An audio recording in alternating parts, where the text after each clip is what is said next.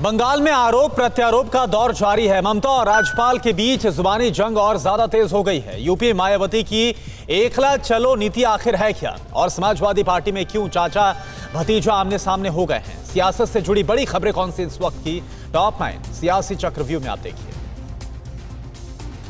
पश्चिम बंगाल की सीएम ममता बनर्जी और राज्यपाल धनखड़ के बीच तनातनी जारी है। ममता ने राज्यपाल पर बड़ा आरोप लगाते हुए उन्हें भ्रष्ट बताया है और उन्हें हटाने की मांग की है। सीएम ममता ने कहा कि जैन हवाला केस में राज्यपाल धनखड़ का नाम आया है।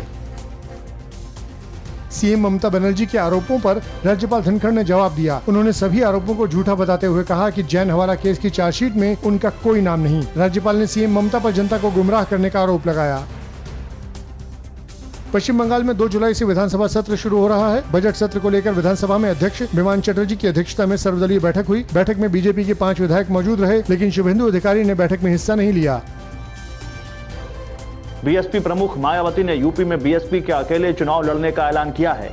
मायावती ने अपने कार्यकर्ताओं से चुनाव की तैयारी में जुटने की अपील करते हुए बीएसपी को सत्ता में लाने की कोशिश करने का आह्वान किया है। बीएसपी ने जिला पंचायत अध्यक्ष का चुनाव न लड़ने का ऐलान किया है। मायावती ने बीजेपी पर जमकर हमला बोला। उन्होंने कहा कि बीजेपी इस बार समाजवादी पार्टी की गलतियों को दोहराने का काम कर रही है।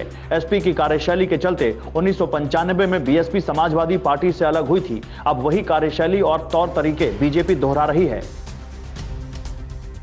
बीएसपी नेता शिवपाल यादव ने ऐलान किया कि अगर भतीजे अखिलेश यादव ने समय रहते बातचीत नहीं की तो वो यूपी में सभी 403 सीटों पर चुनाव लड़ेंगे। टीवी9 भारतवर्ष से बातचीत करते हुए शिवपाल यादव ने कहा कि वो 2 साल से अखिलेश के जवाब का इंतजार कर रहे हैं।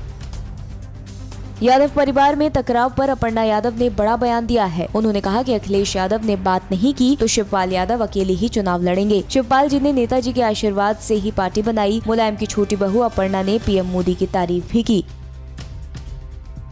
यूपी में ओवैसी के 100 सीटों पर चुनाव लड़ने के ऐलान पर ओम प्रकाश राजभर ने कहा है कि जो खबरें चल रही हैं वो गलत हैं। राजभर ने दावा किया कि न तो ओवैसी की मायावती से बात हुई है और न मोर्चे में एआईएमआईएम को 100 सीटों पर कोई फैसला हुआ है।